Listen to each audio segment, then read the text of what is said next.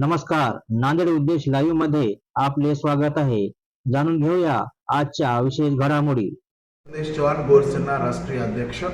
विमुक्त जाती अप्रवर्गामध्ये जी काही अवैधरित्या घुसखोरी होते ती घुसखोरी थांबवण्यासाठी संपूर्ण महाराष्ट्रभर गोरसेना व विमुक्त जाती अच्या वतीने फार मोठ्या प्रमाणामध्ये आंदोलन त्या ठिकाणी आम्ही करीत आहोत.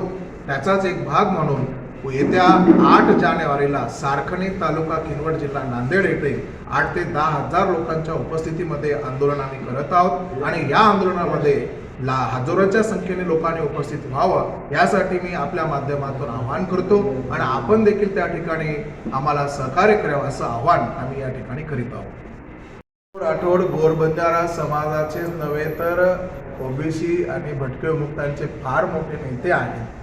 आरक्षणाचे अभ्यासक म्हणून आम्ही त्यांच्याकडे आदराने बघतो, परंतु अलीकडच्या काळामध्ये एक आम्हाला वाईट या गोष्टीचं वाटतंय की विमुक्त जाती अप्रवर्गामधील जे काही 3% आरक्षण आहे ते हिसकावून घेण्याचा प्रयत्न होतोय. 3% आरक्षण खतम होण्याच्या मार्गावर आहे. त्याची चिंता हरिभाऊ राठोडांना नाही आहे, परंतु मराठा आरक्षण कसं मिळवून द्यायचं याचा फॉर्म्युला माझ्याकडे सांगत ते बसलेले आहेत. जरांगे पाटलांनी त्यांचा अपमान केलाय आणि या गोष्टीचं आम्हाला वाईट वाटतं. एक समाजाचा घटक म्हणून मला फार वाईट वाटतं. हरिभाऊ राठोडांना मी या निमित्ताने हेच सांगेल की आता आपलं वय झालेलं आहे. आता आमच्यासारख्यांच्या पाठीमागे तुम्ही राहावं आणि आम्हाला सहकार्य करावं ही आता गरज आहे. कारण आता आपलं वय झालंय, आपलं आता कुठेतरी आपल्या शारीरिकदृष्ट्या देखील आपण आता थोडेसे कमजोर झालात.